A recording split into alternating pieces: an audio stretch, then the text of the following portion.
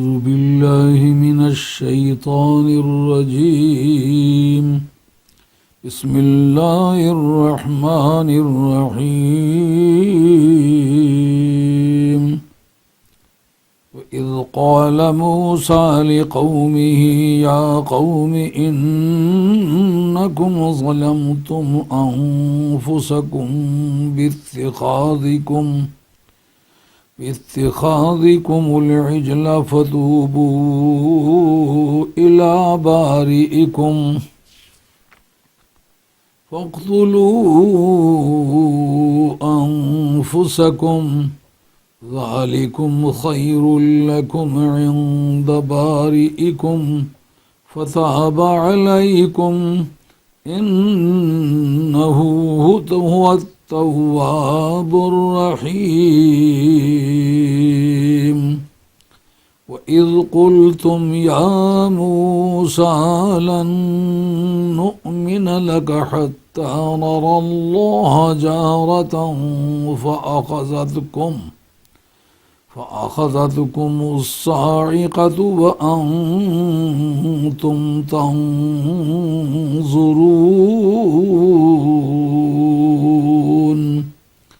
ثم بعثناكم من بعد موتكم لعلكم تشكرون وظللنا عليكم الغمام وأنزلنا عليكم المن والسلوى كلوا من طيبات ما رزقناكم وما ظلمونا ولكن كانوا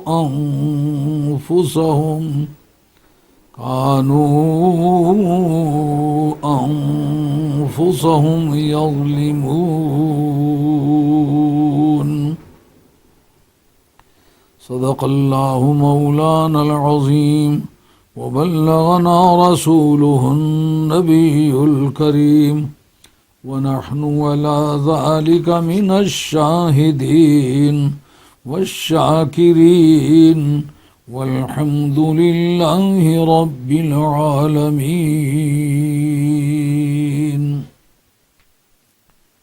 حضرت حق سبحانہ و تعالی ارشاد فرماتے ہیں وَإِذْ قَالَ مُوسَىٰ لِقَوْمِهِ يَا قَوْمِ، وہ وقت یاد کرو جس وقت موسیٰ علیہ السلام نے اپنی قوم سے یہ بات کہی کہ اے میری قوم کے لوگو، انکم ظلمتم انفسکم باتخاذکم العجل، یقیناً تم نے اپنی جانوں پر ظلم کیا ہے کیونکہ تم نے بچھڑے کو اپنا خدا بنا لیا ہے. بچھڑے کو اپنا معبود سمجھنے کی وجہ سے تم نے ظلم کیا ہے. فتوبوا الی بارئکم، تم اپنے پیدا کرنے والے کی بارگاہ میں توبہ کرو. فاقتلوا انفسکم، اور اپنے آپ کو قتل کرو. ذالکم خیر لکم عند بارئکم، یہ بات تمہارے پروردگار تمہارے خالق کی بارگاہ میں بہت اچھی ہے تمہارے لیے. فتاب علیکم، سو اس نے تم پر مہربانی فرمائی. اور انہ هو التواب الرحیم، بلا شبہ وہ بہت ہی توبہ قبول کرنے والا اور انتہائی مہربان ہے. وَإِذْ قُلْتُمْ يَا مُوسَىٰ لَن نُؤْمِنَ لَكَ حَتَّىٰ نَرَى اللَّهَ جَهْرًا، اور وہ وقت بھی یاد کرو جب تم نے یہ بات کہی کہ اے موسیٰ، ہم تمہیں نہیں مانیں گے، تم پر ایمان نہیں لائیں گے جب تک کہ ہم پروردگار کو کھل مکھلے طور پر، نمایاں طور پر ظاہراً نہ دیکھ لیں. فَأَخَذَتْكُمُ الصَّاعِقَةُ، تو تمہیں بجلی کے کڑکے نے پکڑ لیا. وَأَنْتُمْ تَنْظُرُونَ، اور اس منظر کو تو اپنی آنکھوں سے دیکھ رہے تھے. ثُمَّ بَعَثْنَاكُمْ مِنْ بَعْدِ مَوْتِكُمْ، پھر ہم نے تم کو تمہاری موت کے بعد پھر کھڑا کیا، یعنی زندہ کیا. تمہارے مرنے کے بعد ہم نے تمہیں زندہ فرمایا، لعلکم تشکرون تاکہ تم شکر گزار بن جاؤ، وظللنا علیکم الغمام وانزلنا علیکم المن والسلوی، اور ہم نے تم پر بادلوں کو سائبان بنایا اور ہم نے تم پر من و سلوہ نازل فرمایا، کلوا من طیبات ما رزقناکم، جو ہم نے تمہیں چیزیں عطا فرمائی ہیں ان میں سے پاکیزہ چیزیں تم کھاؤ، وما ظلمونا ولکن کانوا انفسهم یظلمون، اور انہوں نے ہم پر ظلم نہیں کیا لیکن انہوں نے اپنی جانوں پر ظلم کیا تھا، اپنی جانوں پر ظلم کر رہے تھے۔ آیات طیبات کا تحت اللفظ ترجمہ آپ حضرات کے گوش گزار ہوا، جتنا میری حقیر سمجھ میں آ سکا آپ کی خدمت میں پیش کیا۔ اب یہ قرآن مجید کی سورہ بقرہ سورہ نمبر 2 کی آیت نمبر 54 سے اس درس کا آغاز ہوتا ہے۔ قرآن کہتا ہے وہ وقت یاد کرو، اس سے نبی کریم علیہ الصلاۃ والسلام کی ذات مخاطب نہیں ہے، کیونکہ اس جگہ بنی اسرائیل کے وہ خامیاں اور وہ اسقام اور وہ کوتاہیاں جو اس خاندان کے مورثان اعلیٰ سے ہوئی ہیں ان کا شمار کرایا جا رہا ہے، جس سے یہ باور کرانا مراد ہے کہ اس محبوب کبریا جناب محمد الرسول اللہ صلی اللہ علیہ وآلہ وسلم کا تمہارا انکار کرنا یہ تمہاری تاریخ زندگی کا پہلا باب نہیں ہے، بلکہ اس طرح کی باتیں تم بارہا پہلے کر چکے ہوئے ہو۔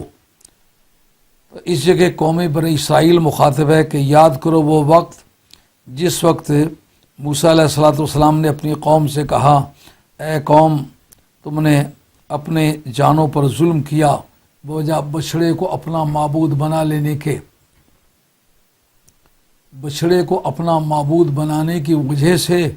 تم نے اپنی جانوں پر ظلم کیا ہے، اور تم اپنے پروردگار کی بارگاہ میں توبہ کرو۔ اس مقام پر یہ بات صاف کھل کر سامنے آ جاتی ہے کہ حضور پر نور سرور عالم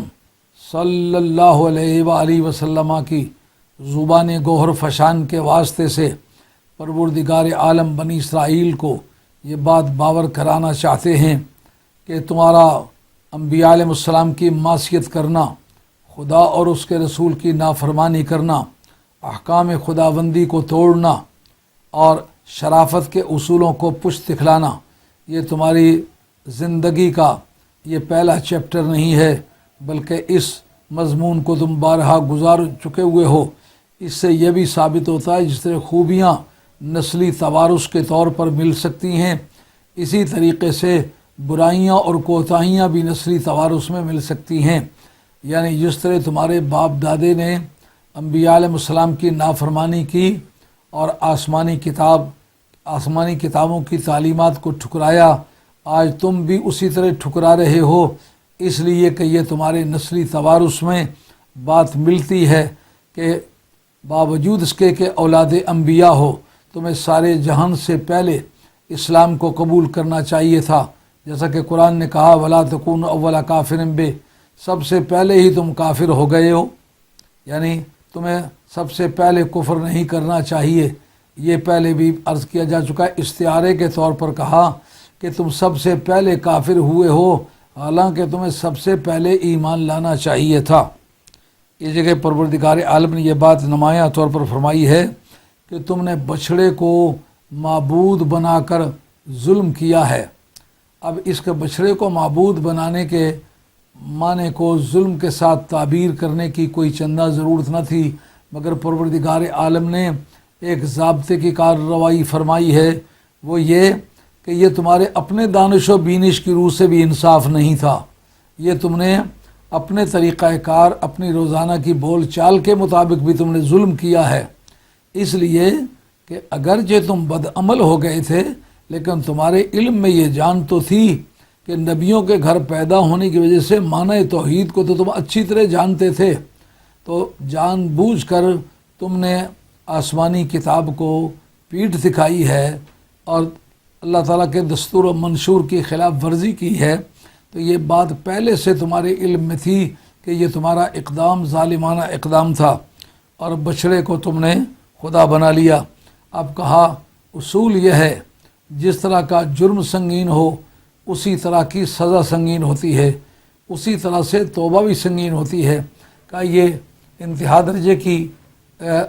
ظلم پرستی اور ظلم پروری ہے کہ ایک پیغمبر تمہارے ہاں موجود ہے اور ایک پیغمبر تمہارے لیے کتاب لینے گیا ہوا ہے، تو دونوں پیغمبروں کے مابین بیٹھ کے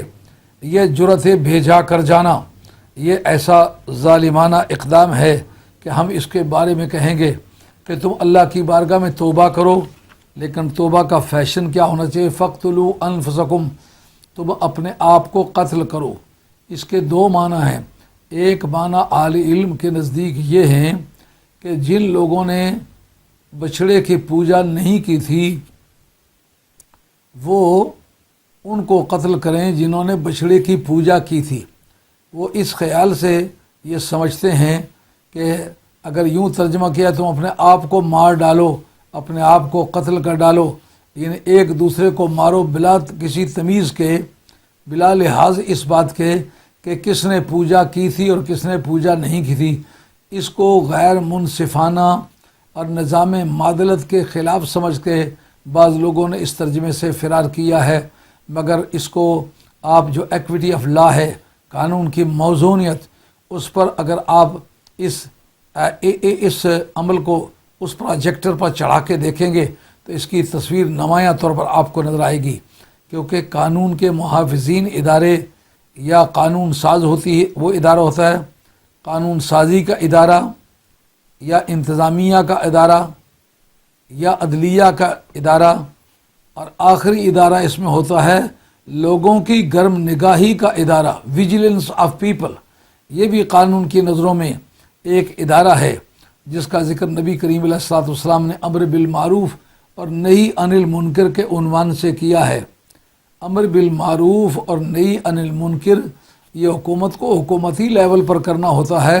اور عوام کو عوامی لیول پر کرنا ہوتا ہے۔ جس وقت حکومت کو حکومتی لیول پر کرنا ہو تو اس کا نام انتظامیہ رکھا جا سکتا ہے، اور جب اس سے کوئی باز نہ آئے تو عدالت میں لے جا کر اس کے خلاف فیصلہ دیے جانے کا جو بندوبست ہوتا ہے اس کا نام عدلیہ ہے۔ مگر جس وقت عوامی سطح پر یہ عمل کیا جاتا ہے تو اس کا نام ہوتا ہے لوگوں کی گرم نگاہی، یعنی لوگ اس کا دھیان کرتے ہیں کہ کون آدمی کیا کرتا ہے۔ اس کو امر بالمعروف اور نہی عن المنکر کے ادارے کے تحت احادیث نبویہ نے اور زیادہ واضح کیا۔ من رأى منکم منکرا فلیغیرہ بیدہ فإن لم یستطع فبلسانہ فإن لم یستطع فبقلبہ فذلک اضعف الایمان او کما قال علیہ الصلوۃ والسلام۔ یہ دو شخصوں سے حدیث روایت ہوتی ہے، حضرت ابو ہریرہ رضی اللہ عنہ نے بھی اس کو روایت کیا ہے اور حضرت ابو سعید خدری رضی اللہ عنہ نے بھی اس کو روایت کیا ہے۔ اس کا معنی یہ ہے کہ جو شخص تم میں سے کسی بدی کو دیکھے اس کی ڈیوٹی ہے کہ اپنے قوت بازو کے ساتھ اس بدی کو روکے۔ یہ کام عام طور پر حکومت وقت کا ہوتا ہے یا اپنے وقت کے جو انتظامیہ کے لوگ ہوتے ہیں ان کا کام ہوتا ہے، یا علاقے اور کسی صوبے کے مؤثر قسم کے لوگ جو اچھے زمیندار، اچھے سہوکار اور اچھے سیاسی لوگ ہوتے ہیں وہ اپنے اثر و رسوخ کو استعمال کر کے تو بدی سے روک سکتے ہیں۔ تو جو اپنی اس قوت کا وقت پر استعمال نہیں کرے گا وہ اس گناہ میں شریک تسلیم ہوگا۔ قرآن مجید آگے حدیث رسول پاک صلی اللہ علیہ وسلم آگے چل کر کہتی ہے جو آدمی اس کو قوت بازو سے نہ روک سکے تو اس کو زبان سے پھر ضرور برا کہے، زبان سے روکنے کی تدبیر کرے۔ اس میں مذہبی پیشوا اور روحانی پیشوا، اخلاقی دانشور، عمر کے لحاظ سے یا کسی اور نقطۂ نگاہ سے جو معاشرے میں متقدم اور آگے بڑھے ہوئے لوگ ہوتے ہیں، مریڈ ٹائپ ہوتے ہیں، زعما ہوتے ہیں، ان کی ڈیوٹی ہوتی ہے کہ وہ کسی بدی کو زبان سے بدی کہیں اور اس سے روکنے کی تدبیر کریں، اور اگر اس سے بھی بات آگے گزر جائے، وہ سمجھتا ہو کہ زبان سے بھی برا کہنے کی پوزیشن میں نہیں ہوں یا میرا شعور کام نہیں کرتا یا میرے پاس اتنی قوت نہیں ہے کہ میں اس برائی کو برائی کہنے کے بعد اپنے آپ کو محفوظ رکھ سکوں، تو ایسی حالت میں دل سے اس کو برا سمجھنا یہ بھی ایک امر بالمعروف اور نہی عن المنکر کا ادارہ ہے، اور یہ ویجیلنس آف پیپل، لوگوں کی گرم نگاہی کا ایک حصہ ہے۔ اور اس ادارے کی اخلاقی اور مذہبی ذمہ داریاں یہ ہیں کہ قرآن مجید نے یہ بات واضح طور پر کہی ہے کہ جس وقت جرائم ہوتے رہے، قوم کے دانشور ان کو منع کرنے کے پابند تھے، جنہوں نے خود وہ برائیاں کی بھی نہیں اور کرنے والوں کو انہیں منع بھی فرمایا ہے، صرف وہ لوگ بچے ہیں، اور جو لوگ بدی کرتے تھے ان کو بھی پروردگار عالم نے چالان کیا، اور جو بدی کرتے نہیں تھے مگر منع بھی نہیں کرتے تھے، ان کی خاموشی سے جرائم پیشہ لوگوں نے یہ استفادہ کیا کہ وہ سمجھتے کہ ہمیں روکنے والا کون ہے، جب ہمیں منع ہی کوئی نہیں کرتا تو ہم کھلے بندنوں یہ سارے کام کر سکتے ہیں۔ تو لوگوں کی خاموشی کی وجہ سے ان کا حوصلہ بڑھ گیا، تو اس خاموشی نے ایک مدد کا کردار ادا کیا ہے۔ اس لیے قانون کی زبان میں اس کو کہتے ہیں کریمنل ابیٹمنٹ، اعانت مجرمانہ، اور اعانت مجرمانہ میں جس سیکشن میں مجرم کو گرفتار کیا جایا کرتا ہے، اسی سیکشن میں اعانت مجرمانہ کے مرتکب کو بھی چالان کیا جایا کرتا ہے۔ اس کی مثال قرآن مجید سے یہاں سے ملتی ہے، لعن الذین کفروا من بنی اسرائیل علی لسان داود و عیسی ابن مریم ذالک بما عصوا وکانوا یعتدون۔ اللہ رب العزت کی بارگاہ سے جو بنی اسرائیل میں سے کافر ہوئے تھے، ان پر پروردگار عالم کی طرف سے جو لعنت اور پھٹکار نازل ہوئی ہے، اس کا اظہار داؤد علیہ السلام کی زبان سے اور عیسیٰ علیہ السلام کی زبان سے ہوا، یعنی ان کی کتابوں میں، زبور میں اور انجیل میں ان کے بارے میں لعنت نازل ہوئی، اور اس کا اظہار تلاوت کر کے داؤد علیہ السلام نے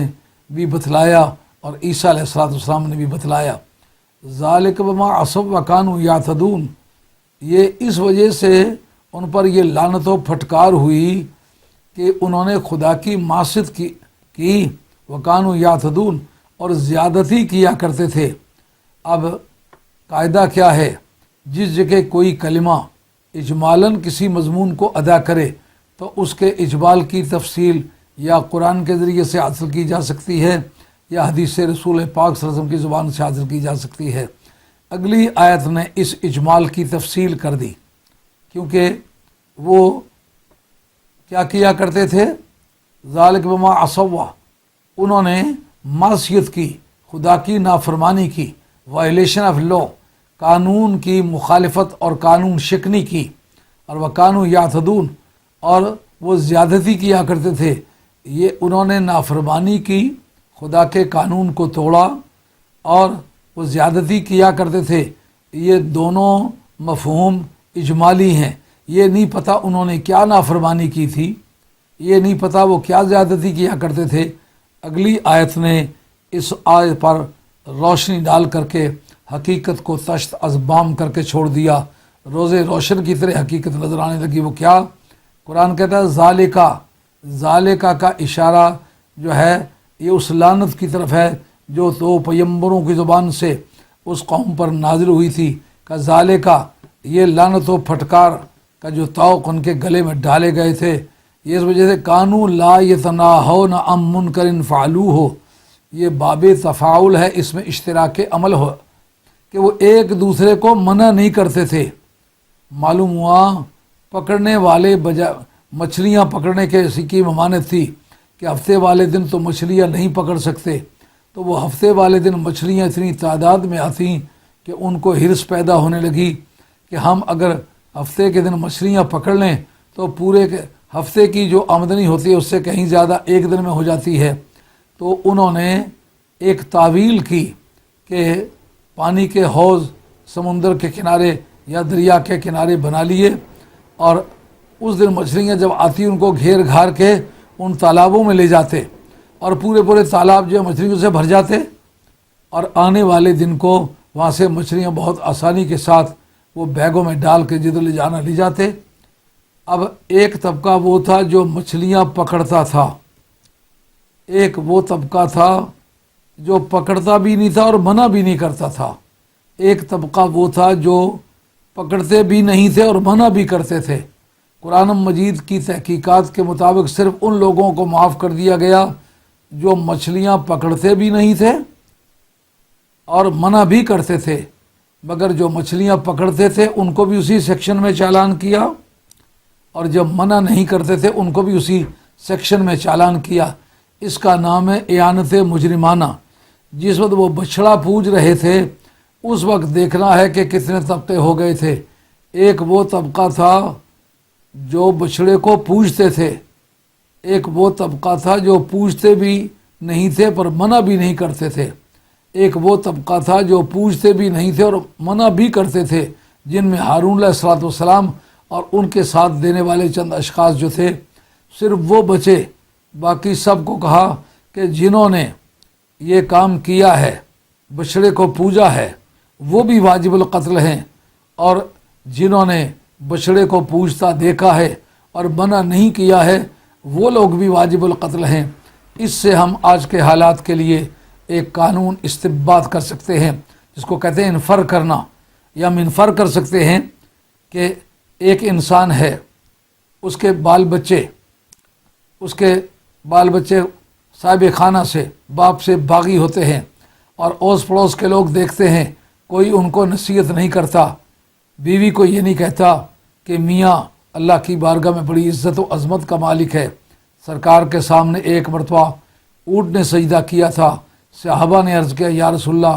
اگر اجازت ہو تو ہم بھی سجدہ کریں، جب جانور سجدہ کرنے لگے ہیں تو ہم کیوں نہ سجدہ کریں؟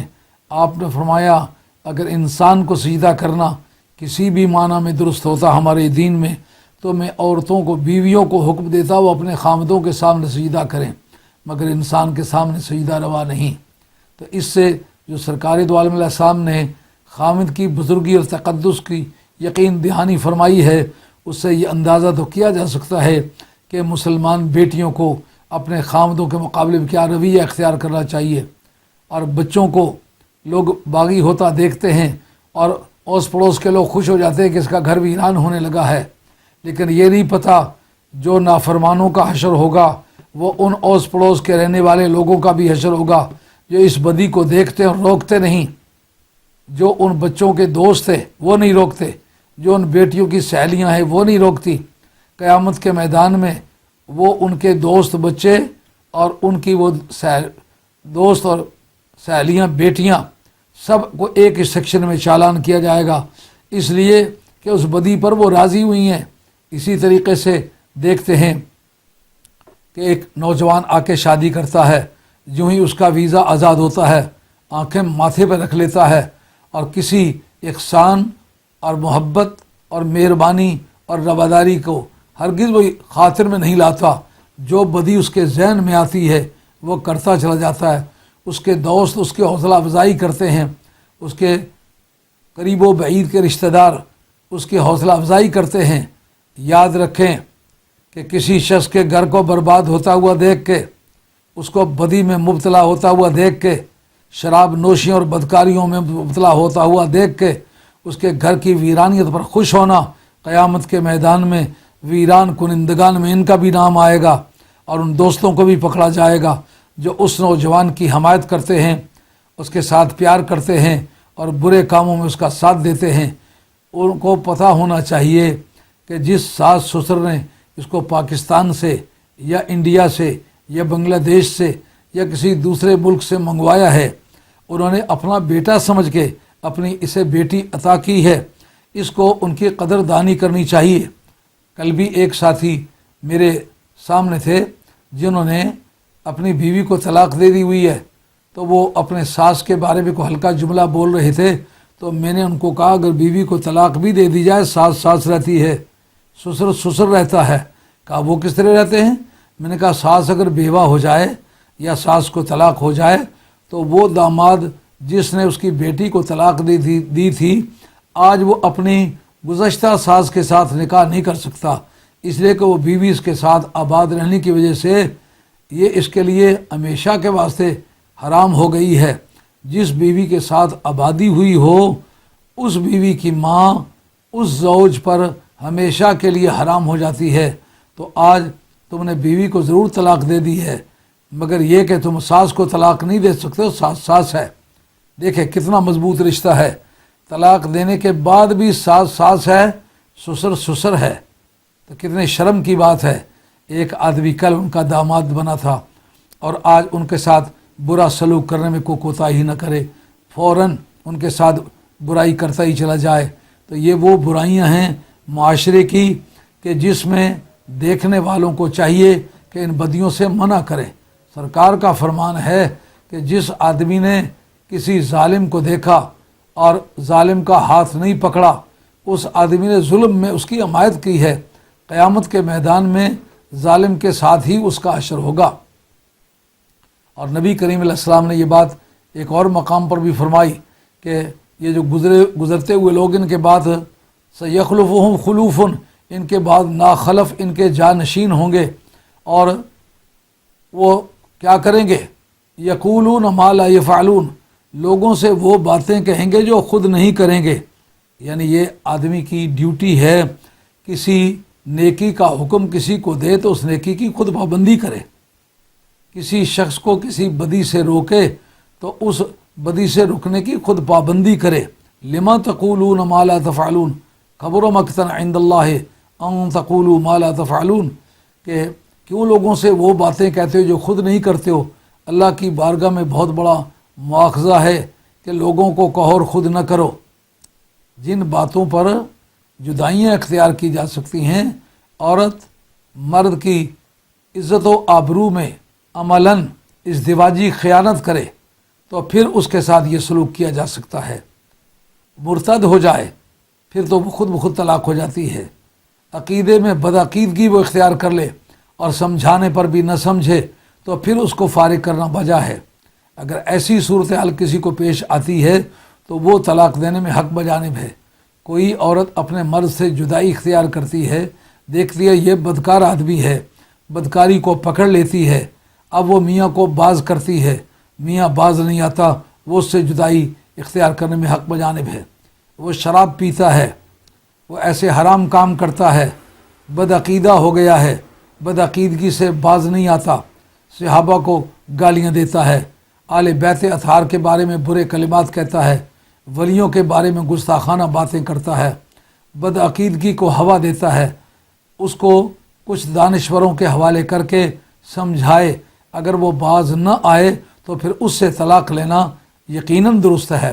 مگر ہر بات پر طلاق، ہر بات پر ڈیزرشن، مرد چھوڑ چھوڑ کے بھاگتے ہیں، عورتیں چھوڑ چھوڑ کے بھاگتی ہیں، گھروں سے نکالتی ہیں۔ مسلمانوں، یہ ایسی بدیاں ہیں کہ ان پر خاموش رہنا خاموش رہنے والوں کے لیے بھی اتنا نقصان دہ ہے جتنا بدیاں کرنے والوں کے لیے نقصان دہ ہے۔ باز آؤ ان سے اور معاشرے کی ذمہ داریوں کو محسوس کرو اور ایک مسلمان کی حیثیت سے فرض شناسی سے کام لو اور مسلمانوں کے معاشرے کو صحت مند بنانے میں مسلمہ طور پر مؤثر کردار ادا کرو۔ اس وقت ہمارے پاکستان کی سرزمین میں دہشت گردی ہوا کھا رہی ہے۔ جو بھی کلمہ پڑھنے والا مسلمان ہے اس کو باقی لوگوں کے مقابلے میں زیادہ اس کی ذمہ داری بنتی ہے کہ اپنے اثر و رسوخ استعمال کر کے اس بدی کو روکے۔ اگر اس نقصان کو وہ پسند کرتا ہے کہ چلو کسی کو نقصان پہنچتا ہے، مجھے تو نہیں پہنچ رہا، تو یہ برائی ایسی ہے کہ اس پر خاموش رہنے پر نتیجہ یہ ہوگا کہ وہ دہشت گردی کے گناہ کا مرتکب تسلیم ہوگا اور قیامت کے میدان میں دہشت گردوں میں اس کا شمار ہو کر اس کو وہی سزا دی جائے گی۔ یہ بھی پروردگار عالم نے بچڑا پوجنے والوں کو بھی اور بچڑا پوجے جانے کو دیکھنے والوں کو بھی وہی سزا دی، فَاقْتُلُوا أَنفُسَكُمْ، اپنے آپ کو قتل کرو۔ یعنی وہ بھی مجرم ہیں کہ جنہوں نے بچڑا پوجا ہے، اور وہ بھی مجرم ہیں جنہوں نے بچڑا پوجتا دیکھا ہے مگر لوگوں کو روکا نہیں ہے۔ تو قرآن مجید کہتا ہے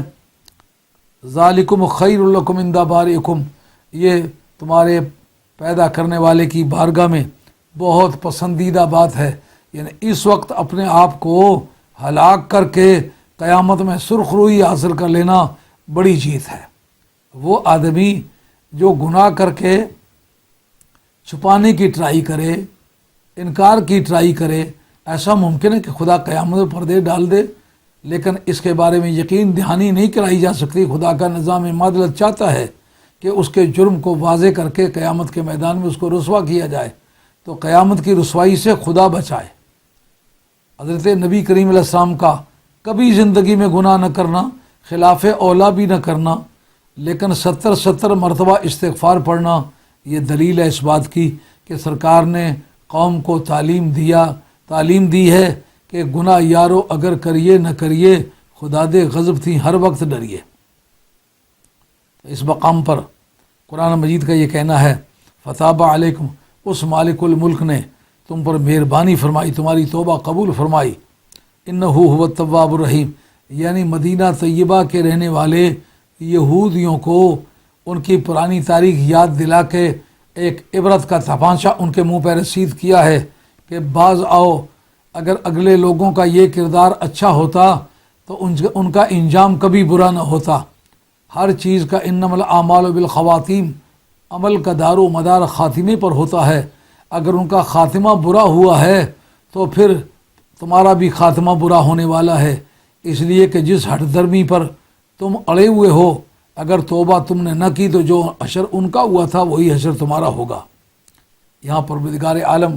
کی ذات پاک کا جو رویہ ہے توبہ کے بارے میں، یہاں یہودیوں نے بچڑا پوجا تھا، لیکن توبہ کی کتنی زبردست پروسیجر،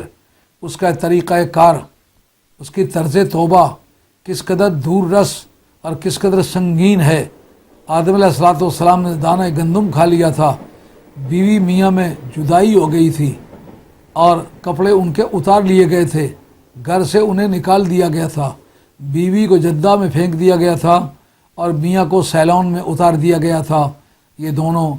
اللہ کے برگزیدہ لوگ تھے۔ حضرت سیدہ حوا تمام انسانیت کی ماں ہے، جناب آدم علیہ السلام تمام انسانیت کے ابا جی ہیں، اور پہلے پیمبر بن کر کے زمین پر جو تشریف لائے وہ آدم علیہ السلام کی ذات بابرکات ہے۔ تو دیکھیں دانہ گندم ہی تو فقط کھایا تھا، لیکن توبہ کے لیے کتنا لمبا سفر پڑ گیا، صدیوں تک توبہ منظور نہ ہوئی۔ مگر اس کے مقابلے میں امت محمدیہ میں التائب من الذنب کمن لا ذنب لہ، جو توبہ کرے سچے دل سے، خدا تعالیٰ اس کے بارے میں ایسا شمار کر لیتا ہے کہ اس نے گناہ کیا ہی نہیں۔ انسانی حقوق توبہ سے معاف نہیں ہوتے،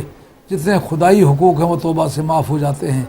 توبہ کی تعریف جو ہمارے علماء عقائد نے کی ہے وہ یہ کہ التوبۃ ہی الندامۃ علی ما مضی من المعصیہ ما عدم الرجوع الیہ مال یقین بان اللہ سبحانہ وتعالی یغفر اللہ، کہ توبہ سچی ندامت کا نام ہے، شرمندگی کا اظہار کرنا۔ مولا کریم تیری بارگاہ میں سچے دل سے شرمندگی کا اظہار کرتا ہوں، میں بہت بڑا انسان ہوں، میں نے تیری خدائی کے موجودگی میں نے یہ جرم کرنے کی جسارت کی ہے اور میں بہت برا انسان ہوں، میں اپنی برائی کو پوری طرح سے محسوس کرتا ہوں۔ خدائے کریم صدقہ اپنے محبوب کے زلف تابدار کا میرے گناہوں پہ رحمت کے چھینٹے مار کے ان کی سیاہیاں دور فرما دے۔ جس وقت ندامت کا اظہار کرے ساتھ ساتھ یہ عزم کرے کہ دوبارہ میں نے کبھی نہیں کرنا۔ تیسرا یہ کہ وہ یہ سمجھے کہ اب میں نے توبہ کی ہے، اللہ تعالیٰ نے یقیناً قبول کر لی ہے۔ معتزلہ کہتے ہیں توبہ تو کی ہے لیکن پتہ نہیں منظور ہوگی کہ نہیں ہوگی۔ اہل سنت کا عقیدہ ہے جب تم نے توبہ کرنے میں کوئی کوتاہی نہیں کی، کوئی بددیانتی نہیں کی، خدا سے کس طرح امید کرتے ہو کہ خدا تمہیں معاف نہیں کرے گا؟ یہ توبہ کی تعریف ہے۔ اب اگر کسی سے کچھ پیسہ دھیلا لیا ہوا ہے، کسی کی زمین دبا لی ہوئی ہے، جیسا کہ یہاں انگلینڈ میں آئے ہوئے لوگ پاکستان میں اور انڈیا میں اور بنگلہ دیش میں یا دیگر مقامات سے آئے ہوئے جو مسلمان ہیں، بعد میں لوگ سمجھتے ہیں وہ تو چلے ہی گئے، ان کی زمینیں ادھر ادھر سے اکھاڑ کے لوگ اپنی زمینوں میں شامل کر لیتے ہیں، زمینوں پہ قبضہ کر لیتے ہیں۔ اگر ایسا آدمی لاکھ بھی حج کر سکے، لاکھ برس دنیا میں زندہ رہے، حج ہی کرتا چلا جائے، لیکن اگر 1 انچ زمین کسی کی دبا لی ہے تو حجوں کی وجہ سے وہ معاف نہیں ہوگی۔ یہ خدائی حقوق ہے، خدائی حقوق کا ہوتے تو معاف ہو جاتے، یہ انسانی حقوق ہیں، معاف نہیں ہوں گے۔ اللہ حاضر القیاس، इंसानी हुकूक तौबा से معاف नहीं होंगे,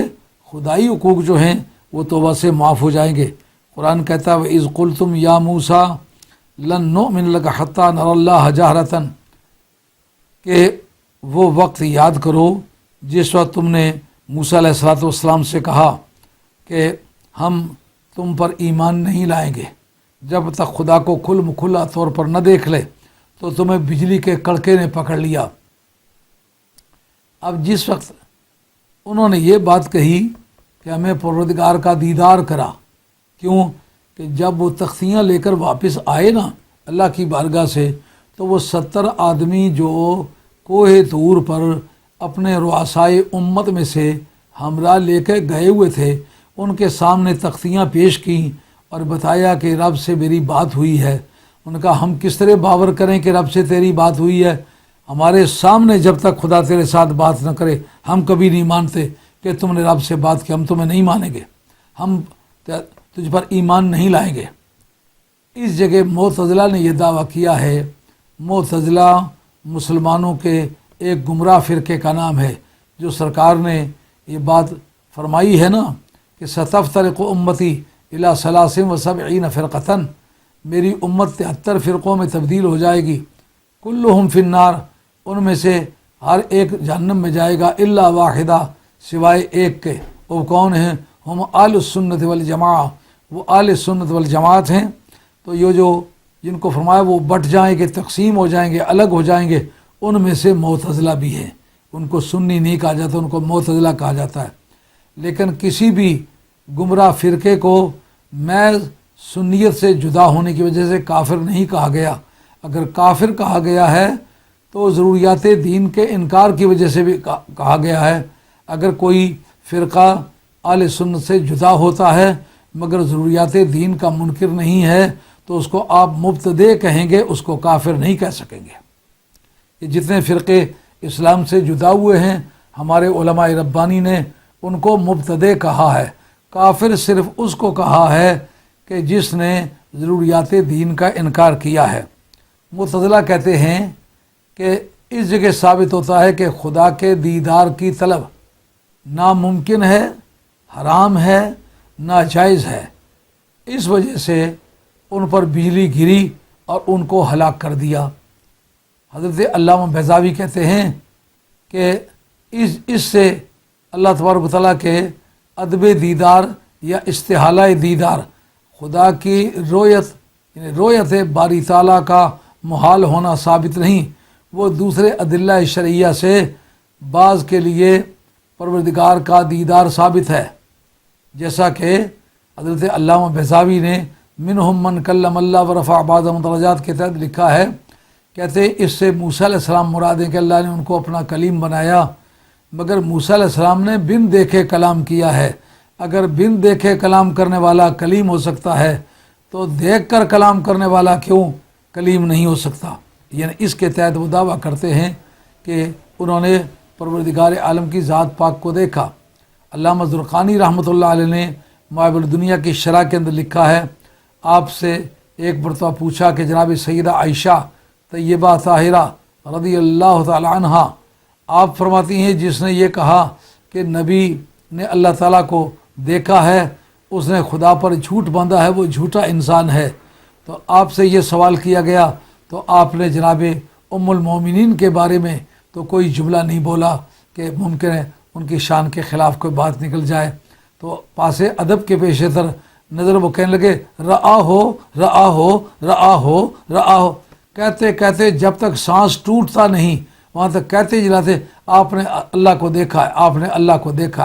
आपने अल्लाह को देखा। इस जगह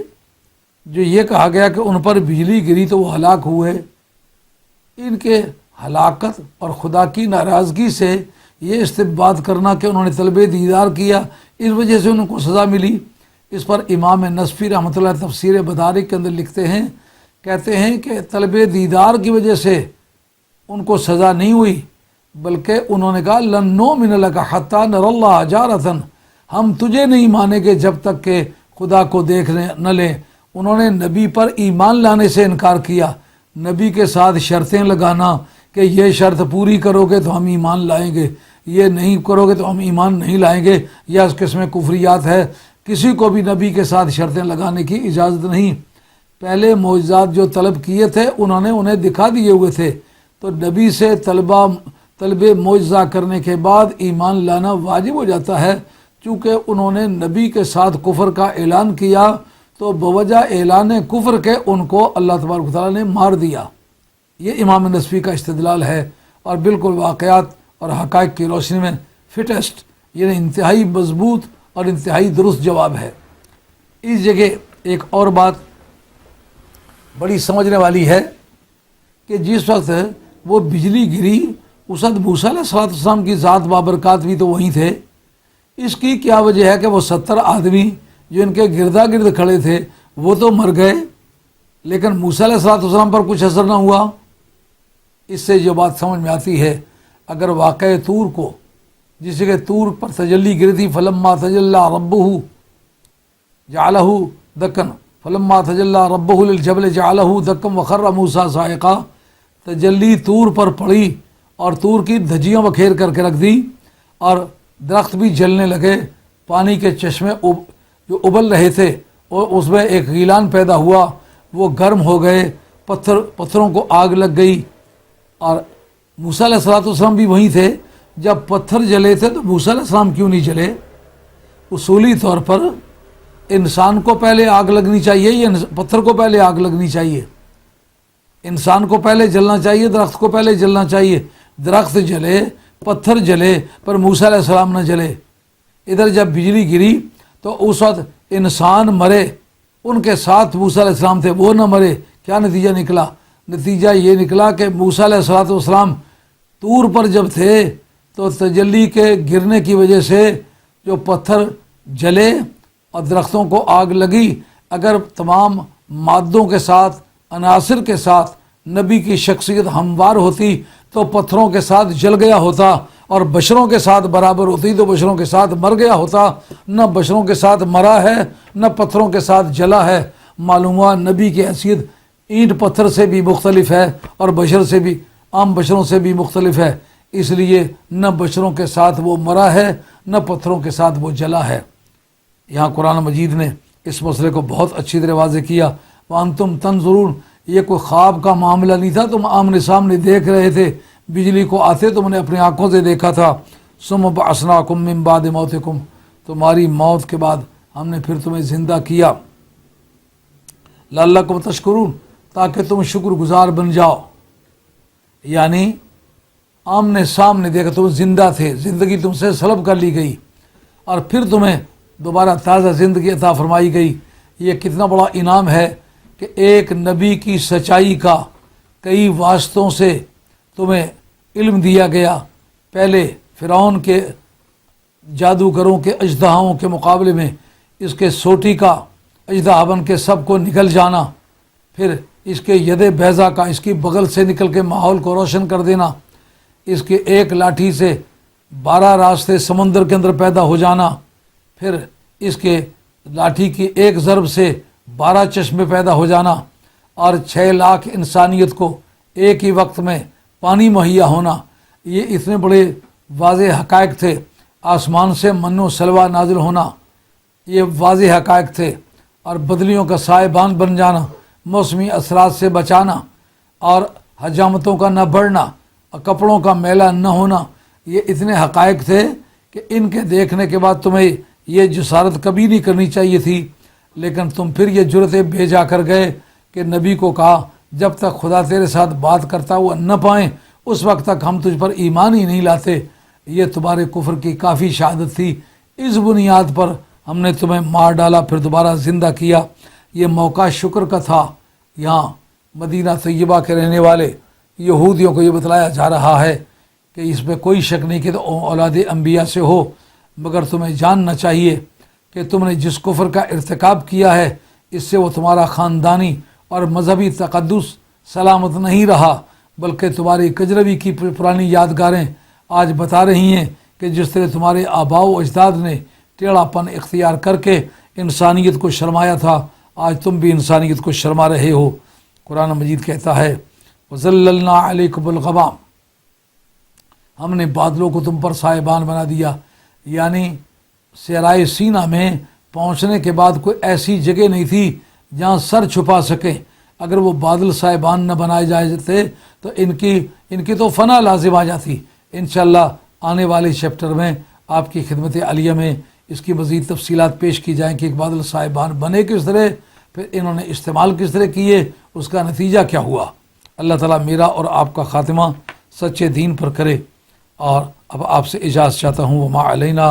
الا البلاغ المبین، وآخر دعوانا ان الحمد للہ رب العالمین، الصلاۃ والسلام علی رسول الکریم، الحمد للہ رب العالمین برحمتک یا